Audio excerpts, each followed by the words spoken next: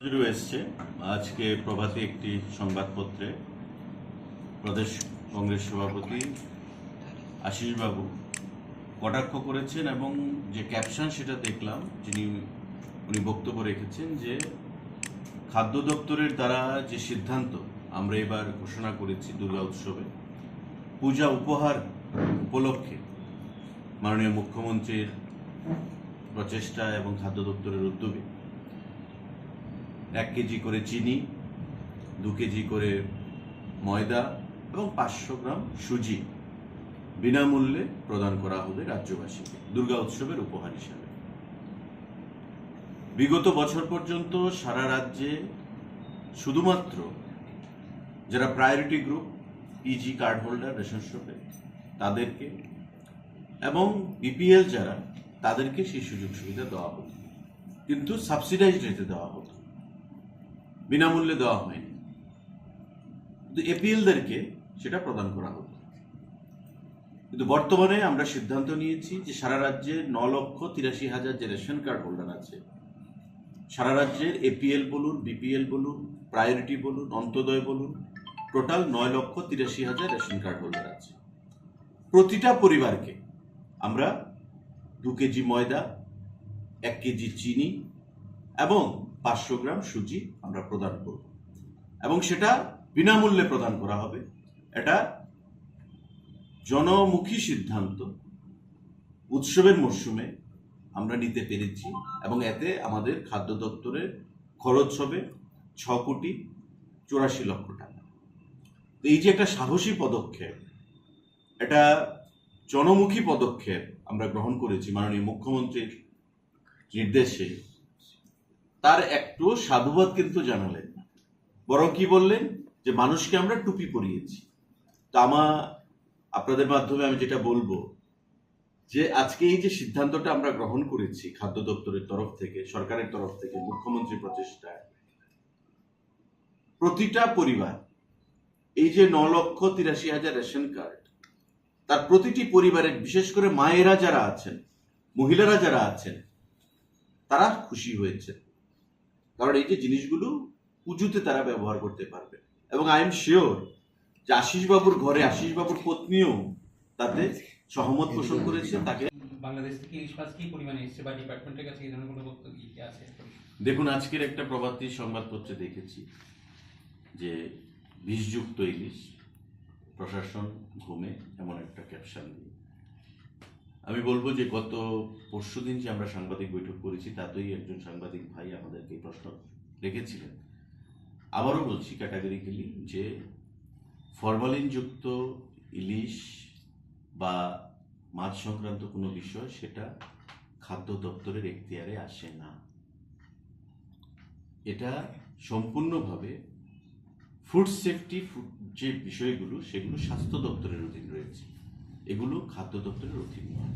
তো যারাই নিউজটা করেছে আমি তাদেরকে আহ্বান জানাবো যে একটু জেনে শুনে নিউজগুলো করার জন্য, কারণ সেদিনও আমরা বারবার বলেছি, হয়তো তাদের কোনো কনফিউশন হয়েছে, ইনফরমেশনে গ্যাপিং আছে, বা যারাই বলেছে একটা ধারণা রয়েছে জনমনে বা সংবাদপত্রের মাধ্যমে। কারণ আমি বলবো গণতন্ত্রের চতুর্থ স্তম্ভ হিসাবে রং নিউজ যদি আসে, ভুল তথ্য যদি আসে, মানুষকে সেখানে মিসলিড করা হয়।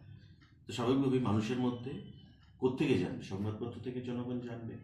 তো মানুষ যখন আজকে পড়বে বা পড়েছে, তারা হয়তো ভাববে যে হয়তো এটা খাদ্য দপ্তরের এখতিয়ার, আসলে সেটা নয়।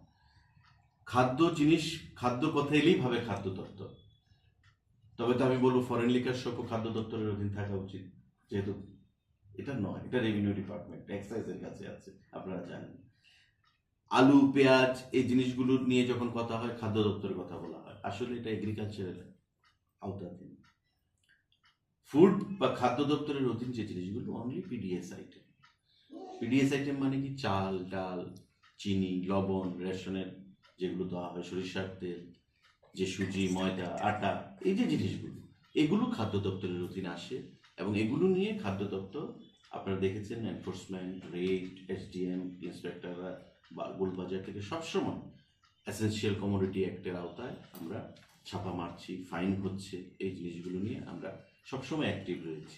এবং আমি দপ্তরকে বলেছি, দপ্তরের মন্ত্রী হিসাবে, যে আমাদের যে ইসি অ্যাক্ট, এসেনশিয়াল কমোডিটি যে অ্যাক্টটা আছে সেটা আরও শক্ত করার জন্য, যাতে কালোবাজারে আমরা বন্ধ করতে পারি, ব্ল্যাক মার্কেটিং যেন আমরা বন্ধ করতে পারি, এবং ব্ল্যাক মার্কেটিংকে আটকানোর জন্য আমরা ইসি অ্যাক্টকে আগামী দিনে আরও শক্তিশালী করব। কিন্তু ফরমালিনযুক্ত মাছ বা যে কোনো আলু পেঁয়াজ যে জিনিসগুলো এগুলো খাদ্য দপ্তরের অধীন নয়। আমি আপনাদের মাধ্যমে সবাইকে আহ্বান জানাবো যে এগুলো মানে মানুষ যেন কনফিউজ না হয়, মিসলিড না হয়, সেটা আগামী দিনে লক্ষ্য রাখার জন্য, এবং দপ্তরের এখতিয়ারভুক্ত যে জিনিসগুলো আছে সেগুলো নিয়ে আমরা সবসময় সদা জাগ্রত, প্রশাসন সদা জাগ্রত আছে। দাদা পুজো এরকম এলাকায় দেখা যাচ্ছে অন্যান্য ডিস্ট্রিক্ট থেকে অটোগুলা যে অটোগুলো আছে আগরতলা শহরে এসে দিব্যি চালাচ্ছে, সারাদিন চালিয়ে সন্ধ্যায় আবার বাড়িতে ফিরে যাচ্ছে, সেইগুলোর বিরুদ্ধে কোনো অভিযান না, নেবে? আপনি যেটা বলছেন অন্যান্য ডিস্ট্রিক্ট থেকে আসছে এমন নয়। এখন দেখুন জিরোনিয়া থেকে ধরুন আসবে, একটা পেশেন্ট নিয়ে আসছে জীবিতে, আপনি পেশেন্টকে তো আটকাতে পারবেন না। মাঝখানে এটা নিয়ে অনেক ঝামেলাও হয়েছে। জিরোনিয়া থেকে একটা রাত্রিবেলা একটা ডাক্তারের কাছে একটা পেশেন্ট আসবে, রিজার্ভ নিয়ে আসছে, আপনি কি করে আটকাবেন? অন হিউম্যানিটেরিয়ান গ্রাউন্ড আপনি আটকাতে পারবেন না।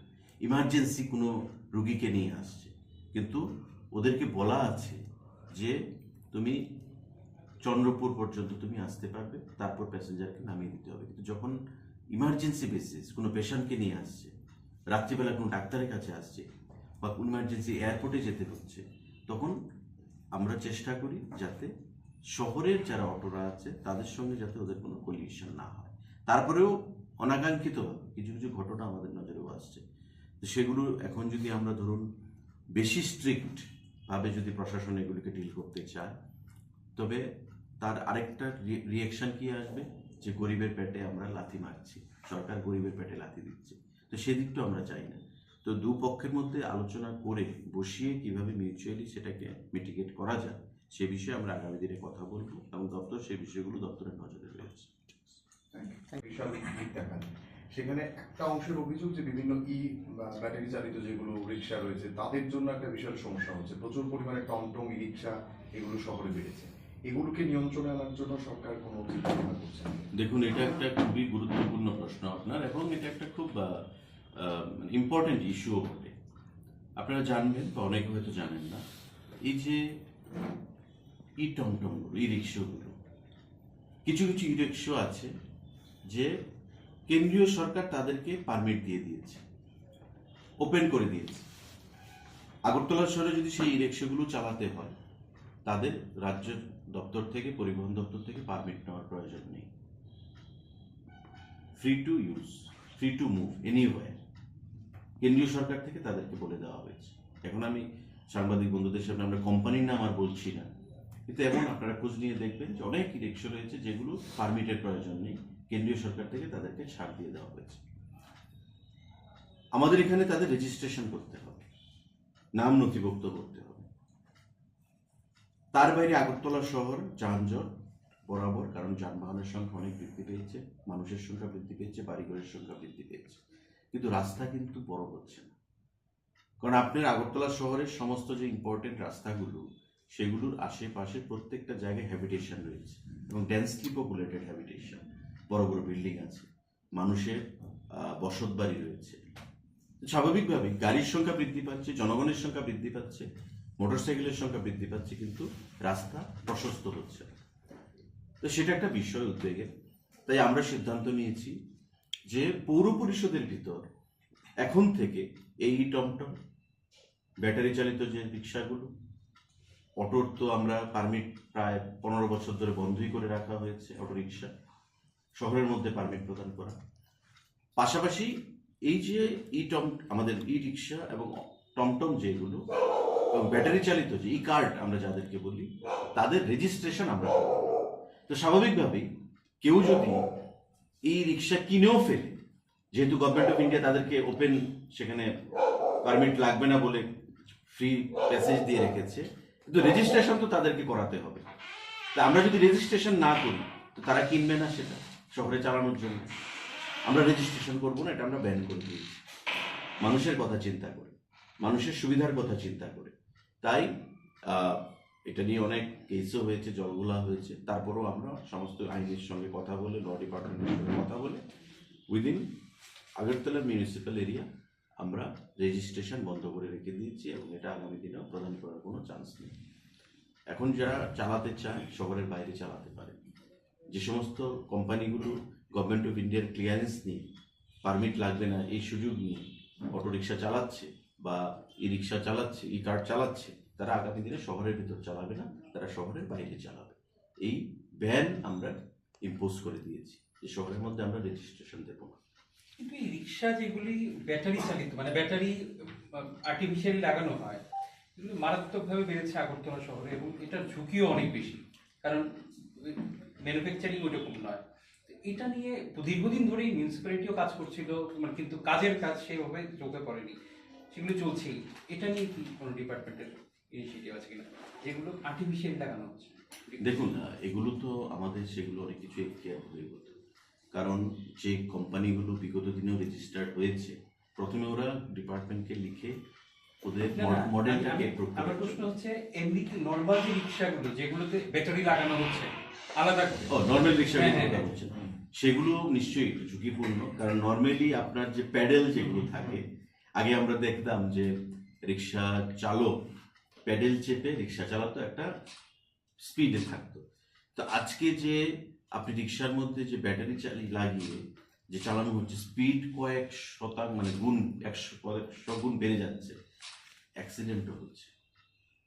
এটা একটা ভয়ের ব্যাপার, কিন্তু এই জিনিসটা আপনি দেখবেন অনেকটাই কমে গেছে বর্তমানে। আগে একটা মারাত্মক আকার ধারণ করেছিল, বিভিন্ন জায়গায় পুলিশও তাদেরকে পাকড়াও করেছে, ট্রাফিক থেকে তাদেরকে পাকড়াও করেছে, কিন্তু আজকে এই জিনিসটা অনেকটাই কমে গেছে। আমাদের সেদিন রিভিউ মিটিংয়ে আমরা আলোচনাও করেছি বিষয়টা নিয়ে, ই রিক্সা নিয়েও আলোচনা করছি, ই কার্ড নিয়েও আলোচনা করেছি, এবং আমার বিশ্বাস ট্রাফিক ডিপার্টমেন্টের সঙ্গে কথা বলে, কারণ পরিবহন দপ্তর সবসময় আমরা ট্রাফিকের সঙ্গে নিয়েই আমরা কাজ করি, তো তাদের সাথে কথা বলে আমরা এই যে মোটর বা ব্যাটারি যে ইউজ করা হয় প্যাডেল চালিত রিক্সার মধ্যে, সেগুলো কি করে বন্ধ করা যায় সেই বিষয়ে আমরা পদক্ষেপ গ্রহণ করি। আপনি বলছিলেন যে